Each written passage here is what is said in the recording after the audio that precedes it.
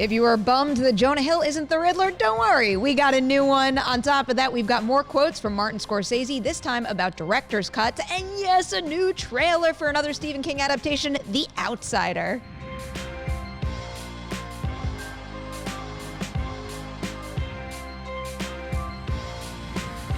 Happy Friday, everyone. I am really excited about the variety of topics on today's show, and I can't wait to introduce Silas and Reilly, and we're going to discuss them all. But first, we got to blow through this call sheet right now. There's so much good stuff here, and we're kicking it off, of course, with the Riddler news. So we had just found out that Jonah Hill opted out of playing the Riddler in the Batman, but we already have his replacement. Paul Dano has been cast as Edward Nashton, aka the Riddler, in the Matt Reeves directed movie starring Robert Pattinson. More on that in just a little bit, but we're continuing on the Robert Pattinson train because he had an interview with the New York Times and he shared some thoughts regarding whether or not he views Batman as a hero. Here's what he said to that outlet when they mentioned that Pattinson had said we should be skeptical of any actor who wants to play the hero. Here's the quote. "Batman's not a hero, though. He's a complicated character. I don't think I could ever play a real hero. There's always got to be something a little bit wrong. I think it's because one of my eyes is smaller than the other one." All right, moving on to another quote right now. Here, we're back with Martin Scorsese again, who apparently has no interest in releasing longer versions of his movies, and he says the term director's cut is often misunderstood or misused. Here's what he told EW about the topic. "The director's cut is the film that's released, unless it's been taken away from the director by the financiers and the studio." Scorsese says the director has made their decisions based on the process they were going through at the time. There could be money issues, there could be somebody that dies while making the picture, the studio changes heads and the next person hates it. Sometimes a director says, I wish I could go back and put it all back together.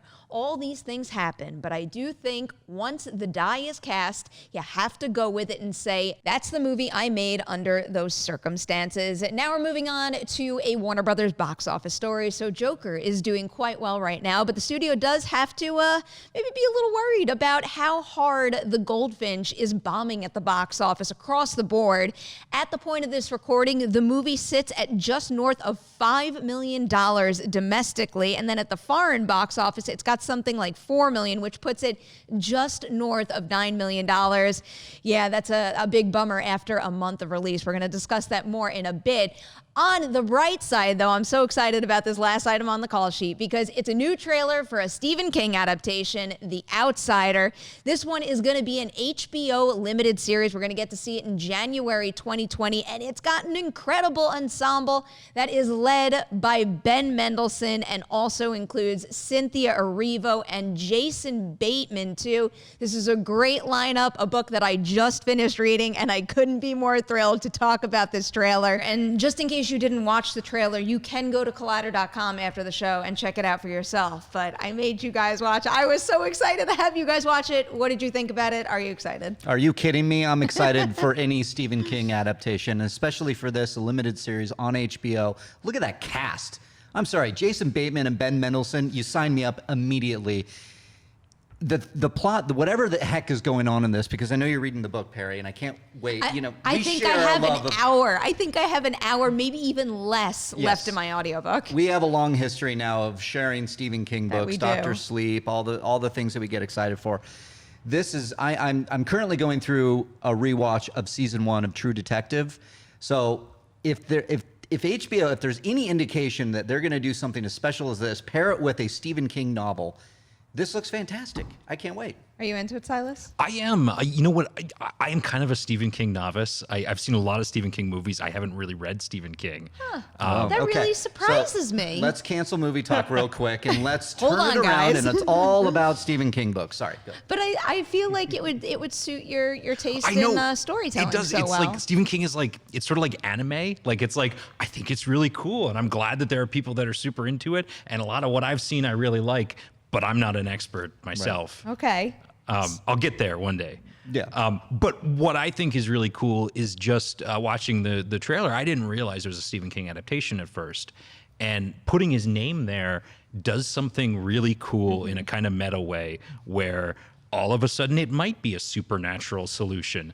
And it's not necessarily, and there's nothing in the trailer that says, oh, this is a supernatural story. But I kind of like that just having his name there makes it something different. I get that. Yeah. It's crazy that, because this was not on my radar whatsoever when I picked up the book or the audio book. I just put a call out on Twitter and said, I got another long run ahead of me. How do I fill the time? And the most people suggested The Outsider, so I queued it up. And I think I burned through this entire thing in 1 week. I think that doesn't just speak to how much I've ran, but it also speaks to how good it is, because I can't stop listening to it. Yeah, this is one of those, I can't believe I missed it because I'm not a Stephen King novice. I mean, but this has the hallmarks of true crime, kind of serial killer stuff, but you're absolutely right. When you put Stephen King's name on it, what are we getting? Is it going to be supernatural? Could it be in a world like 11/22/63 that it's supernatural? Sure, but there's more of a kind of a less ghosts and Pennywise killer clown things and more like, moral choices that lead to like alternate universes. Like, what are we getting with this? And I know you're not going to tell me. I'm not going to spoil anything, obviously, but one of the things that has always caught my eye, even before listening to it, because I listen to a lot of Stephen King audiobooks, so all of my suggestions on the Amazon app, they're all Stephen King things, and the artwork for this has always caught my eye, what The Outsider looks like, and even as that part of it is described in the book, it's an image that's seared into your brain, and I'm not going to tell you anything about what it means, but I think that part is very effective. But it's also how Stephen King explores the more, the deeply human qualities in the story that could be applicable to people in the middle of a really intense mystery like this, or just even anyone in real life. Just this idea of, the assumptions you might make about someone and whether or not to believe what a certain someone says versus what someone else says. It's those things kind of give it a really grounded feel, and I think that makes the whole scenario all the more terrifying. Yeah, I can see that. I can see, because just based on at least the concept, and in the trailer, Jason Bateman is accused of a murder, but he wasn't there, and so it's automatically, I'm assuming that everybody, this town that they live in, is casting, yep, you're guilty, that's it. But then the evidence is starting to show something different. That's my type of stuff. And if it's through the eyes of Stephen King, I mean, come on. And then we haven't even spoken about Cynthia Erivo stepping in as Holly, which is so exciting. That's one of my favorite Stephen King characters ever. And I feel like now that I'm going to watch this, and now that I'm just about done reading The Outsider, I feel like I need to go on to Mr. Mercedes next. Yeah, you haven't read that? Yeah. Okay, so got it. Yeah. Got it. Okay. Yes, you do. Okay. I mean, it's not a spoil. Originally, when I was talking about The Outsider just to friends casually, I left out the part that she was in it. But in this trailer, she's in it. Yeah, okay. Cynthia Erivo is in it as her. That just clicked for me. So, okay. So you would love Mr. Because it was a surprise, too, when I got to that part in the book. Okay. There it is. Yeah, Silas have you ever just seen there. Mr. Mercedes? Have you watched any Mr. Mercedes? I have not, no. It's another recommendation. All right, wait. Let's help Silas out right now. It doesn't have to necessarily be your favorite Stephen King book, but at this very moment, if you could recommend just one to Silas, what would it be and why? Gosh, that's tough. I mean, I'm between. It is tough. I'm between.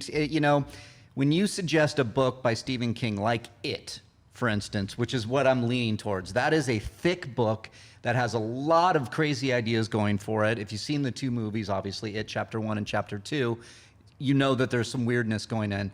Misery and Pet Sematary are two fantastic books, two fantastic adaptations, depending on which one you watch, the remake for Pet Sematary or the original, which I prefer.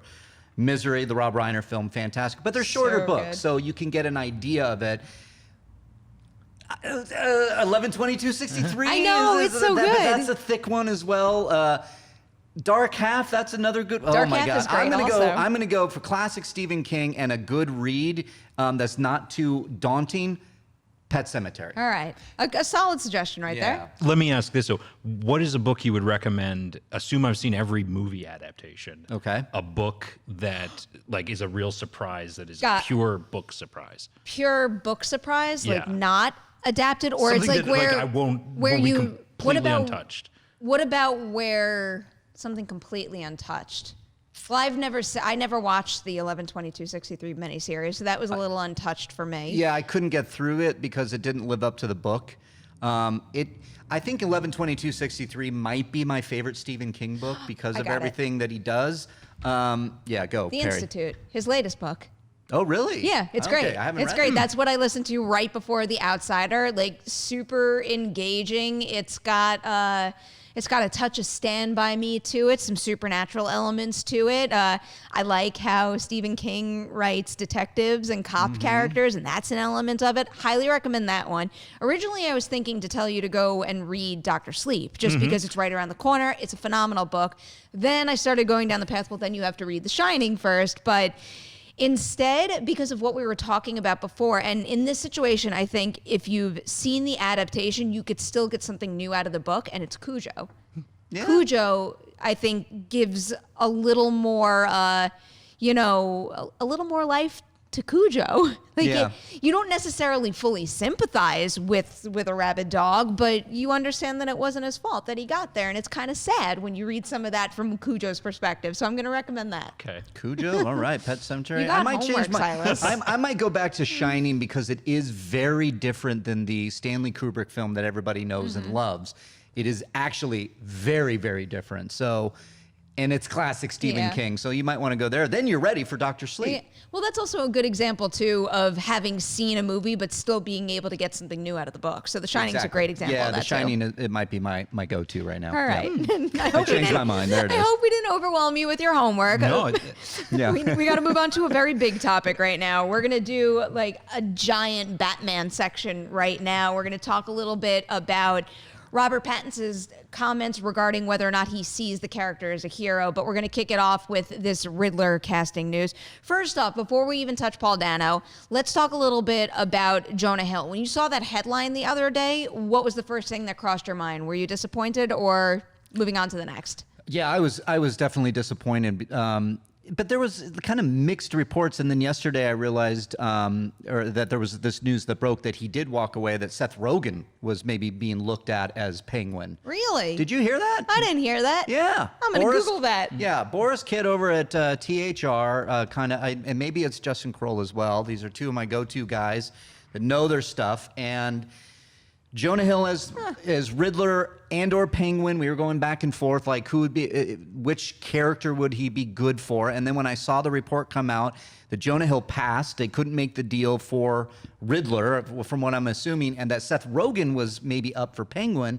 I was like, that's very interesting. I was very bummed because I didn't want Jonah Hill as Penguin. I liked him as Riddler. I thought that was fantastic casting. It was outside the box for me. I was like, wow, that is intriguing to me. So I was bummed when they couldn't do it because I haven't seen Jonah Hill really dig into some kind of evil things. Seth Rogen as Penguin, that's intriguing as well, but I think we can get to the next kind of casting news to discuss all of it. So just that tweet briefly is from Boris Kidd, and he had posted on the Seth Rogen Batman rumor. There were some initial talks for him to play Penguin, while WB courted Hill for Riddler, and then in parentheses, once they settled on him actually playing Riddler and not Penguin, but that didn't work out. That would have been an interesting pairing. But as far as Jonah Hill goes, yeah, I was bummed. I think it was just because I was really enjoying entertaining that idea and starting to picture him in the role, and I took to that very, very easily. It's not to say that there aren't great other options out there, including Paul Dano. So, I think my disappointment was a little bit of a blip on the radar, and then, move on to another thing. And who knows, maybe this means Jonah Hill is going to go off and direct something new now. Sure, there it is. But do you like Paul Dano as... I'm into it. So I'll bring this back around. Jonah Hill, bummed he's not the Riddler. Paul Dano as Riddler, that's what I'm looking for. I love it even more than Jonah Hill. I think he is perfect. I think of Prisoners, Paul Dano, and There Will Be Blood, Paul Dano, and I'm like, give it all to me. I think it's perfect casting. I can't wait to see that. So I think they made a great call in pulling him in. Silas, how does Paul Dano's casting make you rethink what you were initially picturing for Riddler in this movie? I am still like, I keep looking at all these trade reports and wonder like, oh, the trouble with trade reports is everybody speaks from a point of like, well, I found this out. Yeah. And it's not always right. And there is something that still makes me think that Jonah Hill was not up for Riddler, but for Calendar Man. Ooh. Oh, I forgot you introduced that topic on here. Okay. It's just like before they even confirmed Matt Reeves, everything I heard about this movie was it's Long Halloween and it's a trilogy of films. And I hope so. We talked about that the other day on Movie Talk with Coy. did. Coy Jandrew is with us. I love the Long Halloween, and if that's what we're getting, and if you're saying that we could get a Calendar Man and it's Jonah Hill, that's great casting. well, it's also like it's perfect for Jonah Hill because Calendar Man is a goofy Batman villain that was reinvented as a serious, scary character, and that's Jonah Hill as an actor. Yeah. He's a comedic actor that was like sort of a joke in his earlier things and was very funny, but has now proven that he's very capable. So of do you taking on. apply that thought on the character now to Paul Dano? Do you think that he's not, in fact, the Riddler and he could be Calendar Man? I don't know. I think that what is sort of interesting about the dynamic between Calendar Man and Riddler is in Long Halloween, there are crimes being committed that are happening on holidays. Yeah. And that's the MO of Calendar Man, but he's already in prison. So Batman's going to get information. Yeah. So the idea that, like, in many ways, you could just make that the Riddler. The Riddler could be in prison and he could give Batman riddles on how to solve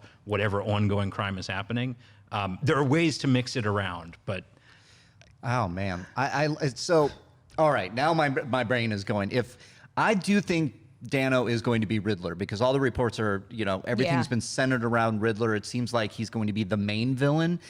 But I like what you're talking about with Long Halloween. Maybe there is going to be this trilogy. I don't know. I mean, I love this because Long Halloween is one of my favorite adaptation or favorite runs in the Batman comic world. So maybe we do get another casting. Probably, I think Hill is gone though. I think they couldn't work out salary, and that's just. I get it. Yeah. Go get your money, Jonah Hill. But if it didn't work out, it's not entirely clear. I think Jeff even wrote in his article, it's unclear why he passed. And then he cited a couple of possible reasons here. Initial reports claimed Hill asked for $10 million, which is more than twice what they're paying Pattinson. Wow. So it's possible that the decision came down to money. But then he goes on. Multiple sources have told Collider that Hill was in talks to play the Riddler, as Reeves is said to have approached at least one other actor for the somewhat smaller role of the Penguin. Okay. Shortly after posting, we were told that the role was a sticking point in the negotiations, as Hill had hoped to play the Penguin when things didn't work out for this other actor. A separate individual reached out to say that we had it backwards, that Reeves wanted to cast Hill as the Penguin, but Hill wanted to play the Riddler, who is said to be the primary villain in the script. okay. It's very confusing. Remember that scene when they won the Emmy for Stranger Things and Winona Ryder was standing there going like this all over the place? That was me just now. I have no idea. I'll never forget that, but more specifically, I'll never forget the person who posted a GIF of that with the pizzas all over the place. Pizzas and then the math equations over her head. That was just literally what I went through. So I have no idea what that says, but okay, fine. Here's a much easier question for you. So now that we've got Paul Dano reportedly playing the Riddler and Seth Rogen is not an option for the Penguin, who are you keeping your fingers crossed snags the Penguin role? Well, that would be Andy Serkis.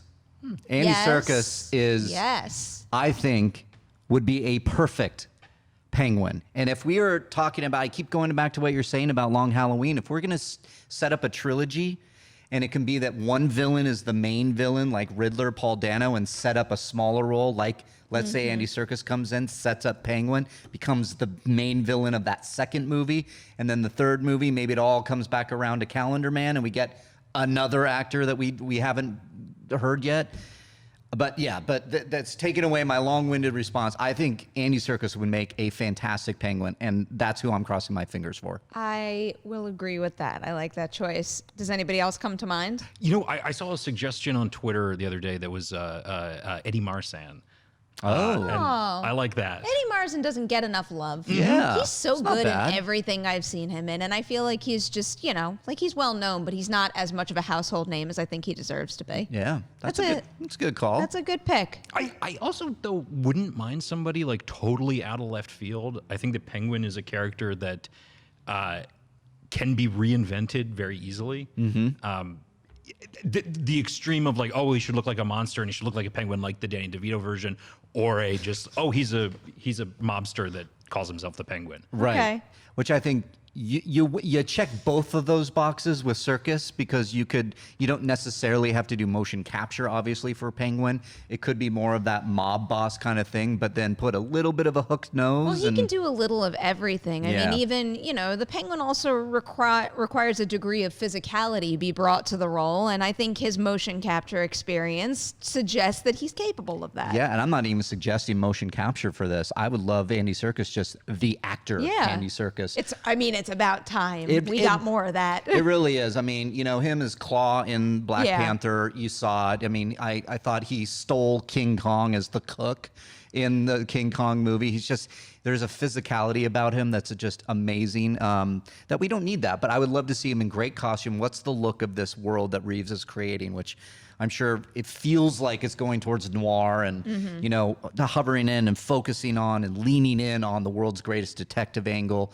You could put Serkis in there as Penguin, as a mob boss, and we would be just fine. All right, let's loop in those Robert Pattinson quotes now and just figure out, maybe what I feel like such an idiot reading into these quotes after in the end he's like, yeah, the internet always goes and reads into my quotes. But, at least at the very beginning, it does seem like a very reasonable take on the Batman, that he is not a traditional hero. I mean, really, anybody out there in any kind of story who is a traditional, just like plain old good hero down to their core, they're not that interesting. Exactly. And I love that he said this because I believe Pattinson is 100% correct. Batman has always been a vigilante. He has gone outside the law to bring justice to criminals because of his past. So Batman has a screw loose.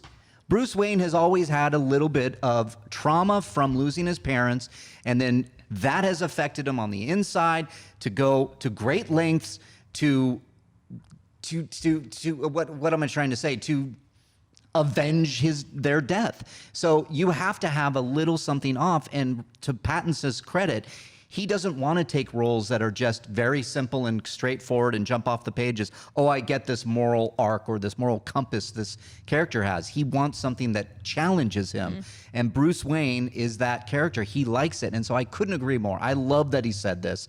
I love that he's looking at it this way as Bruce Wayne and or Batman not necessarily being a hero, because that's the kind of stuff I loved that Zack Snyder mined in Batman v Superman, is that Batman was a vigilante exacting justice, and that's why Superman had to step in, because he didn't like that. Superman is more of a hero that jumps off of the page, fight for truth, justice, the American way, and Warner Brothers doesn't know how to really do their Superman right now.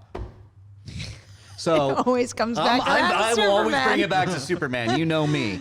But just going back to what Pattinson said, I love that that's the take, and that's what got him excited. So I think we're going to get, he even mentioned one eye being smaller than the other, just having a weird, looking at him.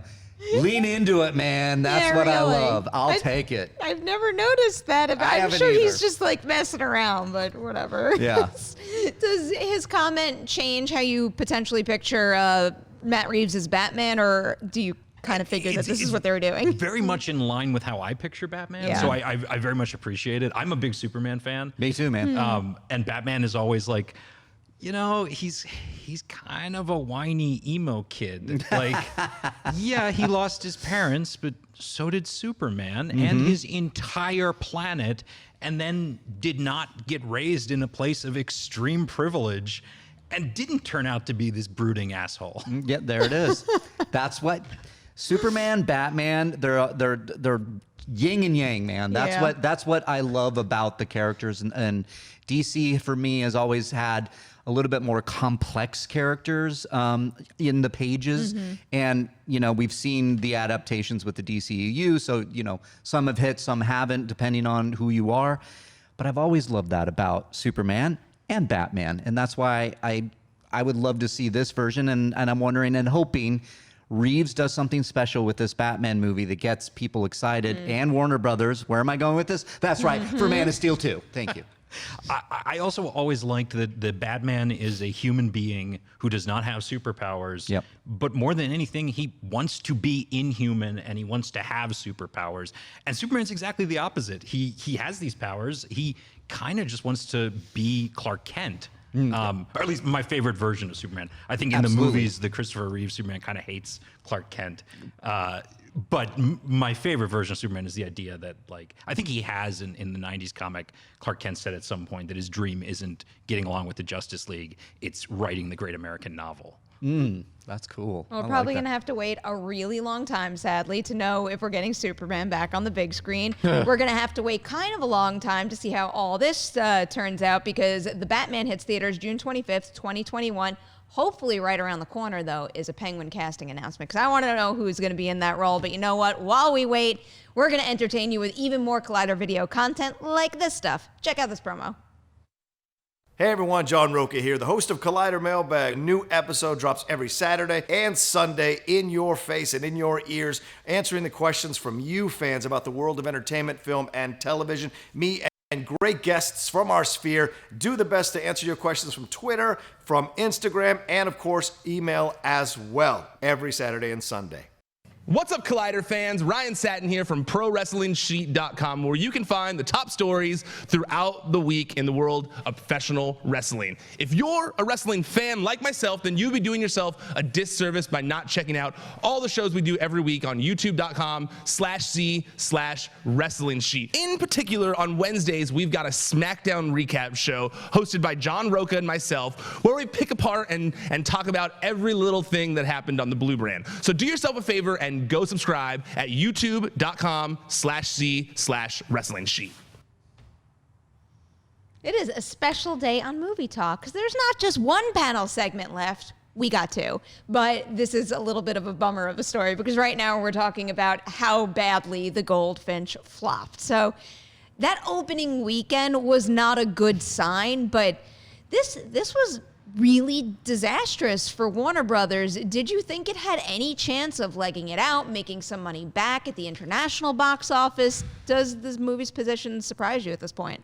It's very surprising for me, because I remember leading up to the release, everybody was talking about it, especially the trailer. A lot of people were very excited, and it was when the reviews started coming out that I think that's when everything went to you know what. And so I'm not surprised that it bombed as much as it did. I really think a lot of it had to do with the word of mouth going around, because I've been doing this for a while now.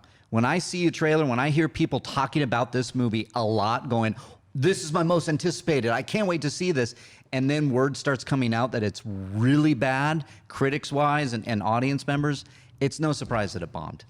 Were you surprised at all, Silas? Did you see it? No, I didn't. Oh. And I mean, it's one of those movies that, like, I don't even really know what it's about. And I think that was kind of the problem. The ads were the acclaimed book. And it's like, well, I didn't read the book. Right. And if I did read the book, I'm not even sure I would necessarily want to see a movie adaptation. Yeah. The book is a lot. So I had a weird experience with the book, because I purposely started reading the book before going to TIFF to see the movie and to do some interviews for it, because I wanted to be semi in the know. Then I saw the movie and I didn't like it. And I was thinking to myself, well, now I don't need to continue the book. I did go back to the book. The book is excellent. It's really, really good. Admittedly, I do see some of the same flaws in the book, but I think because you have so much more time in the book to, build out locations and characters and transitions from one thing to the next, I think it works better in that medium than what we got here. But, I mean, that's not to say it was a not adaptable movie. I think they just needed to maybe switch up a couple things to make certain transitions in the movie not as jarring as they were. But the one thing that really bums me out about its box office total is the fact that even though I didn't like the movie, and a lot of people out there didn't like the movie, I don't think that it's that bad that really rock bottom number reflects the quality of the movie. There's still some good in it, and I feel like you could look at a number like a $2.7 million opening and say, well, that thing must be an absolute piece of trash. No, it's not. There's a couple of very good performances that I wish some people did give a chance to, and it's a movie shot by Roger Deakins. There's great frames in it also. It's interesting. A lot of the times where movies like this, based on books, well-known, critically acclaimed books, I look to my mother, who does watch these movies, and she literally read this book, loves this book, was like, are you excited for The Goldfinch? And I said, yes, I'm excited. I've heard great things. People are really excited, the trailer. And then this is why I use this reference, the word of mouth got to my mother of all people. And she's like, I'm going to wait for video. Oh, she didn't see it. Didn't want to see it because she watches her Access Hollywoods and her Entertainment Tonights and gets those reviews there. And so she's like, I'm going to skip it this time. Oh, so, yeah. That bums me out a It does. Yeah, bums me out too. I do wonder, too, how are people trained for this Oscar cycle where if a movie comes out and you know it's going for awards contention, you don't necessarily need to rush to see it, because if it's going to be up for any of these awards, it'll be in theaters 2 months from now. Maybe. I'm surprised this one's still in theaters at all. Yeah. Yeah, me too. I have to check. I have to check with my uncle. He is my go-to as far as, books like this being adapted to film. I'm curious if he read it and he ever saw it. So, what do you guys think we can take from this situation? Is there any, lesson to be learned that Warner Brothers and other studios could keep in mind now? God, you have something like not nice in your mind. I see that look on your face. There's just something funny about like comparing it to the Joker, which is also Warner Brothers, where you have the Goldfinch and the studio's like, you have to see this movie. It's acclaimed. And everyone's like, no, thank you. Yeah. And the Joker, it's like, oh, no, we got to be careful with this. People could get hurt. And everyone's like, we got to see that one. Yeah. It's really hard to answer your question, Perri. I don't know if there's an answer. I don't know what Warner Brothers could have done differently, because there was a lot of buzz behind this movie based on the book, based on the trailers and what people are saying, wanting to see. I mean, look at that cast. The cast is phenomenal. So I don't know why this could fail, because you're right. I think the math doesn't really necessarily line up for, bad reviews, audience members not going to see it. It opened, I think it's just a crowded marketplace. I think that there is Joker to contend with. We're in the middle of October. There's been some big, some horror movies out there. It Chapter 2 comes to mind. So who knows? It really is a fickle thing, the box office, which you have a better handle on than I ever will. Yeah. In this case, I think it comes down to the quality of the movie, which sometimes can't be controlled. A movie is a thing with a million different moving parts, a lot of people involved. Everyone could have the best intentions in the world, and sometimes it just doesn't come together. Yeah. It's not anyone's fault. It's not, someone, purposely going down a dumb path for adapting a story like this. Sometimes it just doesn't work out. I think that was partially the case here, but I think if Warner Brothers and all studios, for that matter, could apply anything to future releases, I would say make sure you screen something like this well in advance of submitting it to TIFF, because I do think that if you have something that looks like an awards package and you premiere it at a festival, it creates certain assumptions and certain expectations. And I think that's part of the reason that this thing just got like steamrolled more so than anything. And also because, maybe everybody out there isn't paying attention to the Toronto International Film Festival. But when you got a movie like this that is opening wide right when the festival is happening, I do feel like all of the reviews came out of there, and it was the spotlight. You couldn't have put more attention on reviews than to premiere this movie at TIFF and then have it hit theaters immediately after. Yeah, that's where I'm leaning. Yeah. Just some thoughts, just some ideas. Good ideas. Yeah, hopefully good ideas. We want good things for movies out there. So hopefully they can push a different adaptation in the future with a gigantic ensemble like this in a better direction. Yeah. All right, let's talk a little bit about this new set of Martin Scorsese quotes, which I'm so happy aren't about Marvel. What do you say now? Oh, God. Nothing about Marvel, I swear. Scorsese's talking a little bit right now about the idea of a director's cut, and what does a director's cut mean? Do we need them? Why do we get them, kind of thing? But first off, just because I do think that there's a lot of different definitions of a director's cut floating around out there. So when you hear director's cut, what crosses your mind? What do you think of? I think primarily as a brand. Like there's not a huge difference between the director's cut label and like those DVDs you'll have where it's like the truly outrageous edition. Right. I mean, look, something like Apocalypse Now. There's the original cut, which was a director's cut. Yeah. There's the redo. And then Redux, there's the final cut, and like redo it over again. Yeah. And that Blade Runner, I mean, how many cuts of those are there? Yeah. I get what you're saying. Yeah. Well, you know, when I think about it, I'll never forget when Schnepp insisted I watch It's Blade Runner: The Final Cut. Yeah. And I had never gotten through Blade Runner, not once. I'd put it on and stopped it a bunch of times until I watched that cut. Yeah. And then that one made me get it. Yep, Schnepp forever being right. That's very true when it comes to Blade Runner. I like what Scorsese's saying. I totally agree when he says that a director's cut is the cut that arrives in theaters because of the circumstances surrounding everything that goes into it. But so what is a director's cut? Would I consider the special edition Star Wars the George Lucas cut? The director's cut, because that's what he kind of said. That's what he was saying, is like, it's not really my vision that I wanted for New Hope, Empire, and Return of the Jedi.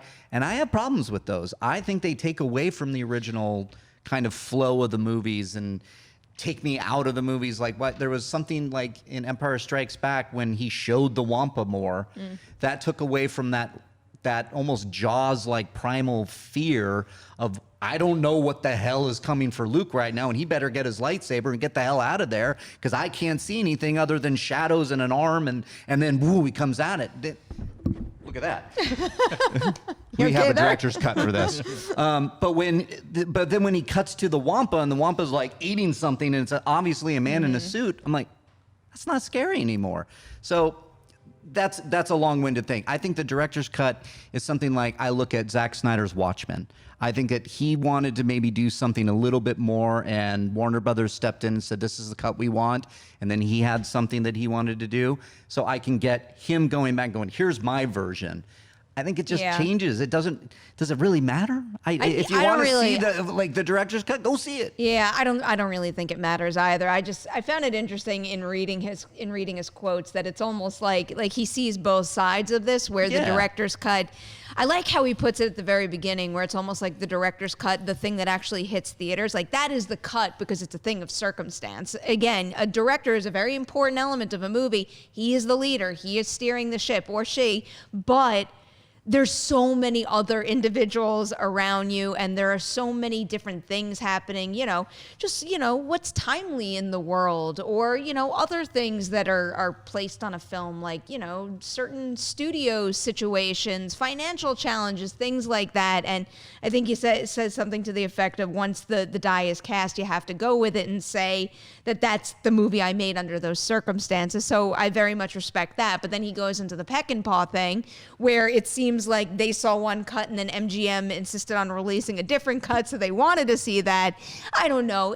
Is there any point in trying to define it anyway? I think as long as a studio doesn't, manipulate the term director's cut just to make an extra buck, then who cares what it means? Well, there's also, contracts involved here with directors, and certain directors get the luxury, once they hit a certain pedigree within the business, that they have final cut, and that then that would be their director's cut. There's no need to go back to the well and say that, oh, well, Spielberg is re-releasing Ready Player One, there's my director's cut. No, he's long turned in the movie he wanted, and that's the director's cut. But Scorsese's comment on what happened with Peckinpah, there is stuff like that. Makes me think of David Ayer's Suicide Squad. He said there was a lot of studio interference, and the movie that we saw in theaters was not his vision. So is that what's his director's cut? I would say that a Suicide Squad, the way he wanted to do it, would be the director's cut. So what about just in general, overall across the board? Would you want more director's cuts released out there, or less? You know what I don't like is the multiple versions where they want you to buy every version. Yes. Like I like that if I go and buy Blade Runner on Blu-ray, I get every version of Blade Runner and I can watch them. I despise that if I buy Midsommar on Blu-ray, I don't get the director's cut, but I could sign up for iTunes and buy it there as a separate thing that's only available there. Right. That's dumb. Yeah. That feels manipulative. Yeah. I'm all for a director that comes out and says, listen, this is a cut. We are putting it out there. It's different. It's new. It's my director's cut. You might have to double dip, but I'm interested in that. If that director comes out and says, go see this. This is my director's cut because of whatever reason. This is the way I feel. I'm all for that. But I'm along those lines of, whatever makes it into the theaters, that's it. That's the director's It's cut. like a little time capsule. Yes, it's a time capsule. It's everything that he said. It's like the collaboration at the time, the timing on it, getting things done, all these different things. It really is a case-by-case basis for me, at least. Does the canon idea bother you guys at all? The fact that maybe you fell in love with one rendition of a movie, but then another cut added something else to the story? Yes. And, the perfect example for me is Donnie Darko. Oh, Like, yeah. I think the director's cut is legitimately a bad movie. And when I watch it, I think, how did the person that made the movie I really liked when I saw make this? Because I feel like you don't understand your own movie now. Interesting. I haven't seen the director's cut, actually, so. There's also, not to spoil Donnie Darko or anything, but like at the end, when Jake Gyllenhaal laughs, from the director Richard Kelly's perspective, it's because he thought the entire movie was a dream. Oh, and it's like, that's maddening to me because it means that effectively nothing happened. Your character didn't change or evolve at all. He just had a dream. Oh, yeah. So I'm not a big fan of the big dream sequence. It was all a dream. Okay. All right, wait, let's flip that around very briefly. If you could pick one movie out there that has no director's cut available, what would you want to see one for? You know what I really want to see? So one of my favorite bad movies, which just got announced for Blu-ray, is 3,000 Miles to Graceland, which is a movie that I don't understand how it got made in the first place, because it's this giant, big-budget crime thriller with 30 name actors in it that just sort of appear at random points over the running time. Apparently, there was a lot of argument about that movie, and Kurt Russell got a cut, and Kevin Costner got a cut, and they ended up going with Kurt Russell's. Interesting. But I want to see the Kevin Costner cut of that movie. Okay, that's a good call. That's Anything come interesting. to mind, Reilly? Oh, God. I mean, all right, I'm going to go there. Oh, no. I want Zack Snyder's Justice League. Oh, okay. I really do. Because the Justice League we got in theaters was awful. It really was. The movie didn't do well. It's obvious what was going on there. And I'm a fan of Man of Steel and a fan of Batman v Superman. And to see that vision continue in the Justice League movie that didn't go all the way to the end because they let Snyder go. That's the only thing that came to my mind, because most movies that I like, that I don't need a director's cut. So the idea of something that is out there that might make the movie better, that connects some dots between Batman v Superman and Man of Steel, well, that's where I'm going. Somewhat similarly, and granted, this wouldn't have a complete movie, but all I want to see is the footage that Lord Miller got for Solo. Oh boy, Hey, that's I'm another one. over Yeah. it. I didn't like the movie. I've moved on. It's fine. Yeah, I'm with you on that. But sheer curiosity. I'd like to see what the tone and what some of the material they were working with was. So Yeah, taking chances. I'm always going to want it. I'm with you on that one too. All right. Before we say goodbye to everybody, because it's the weekend, it's ahead of us.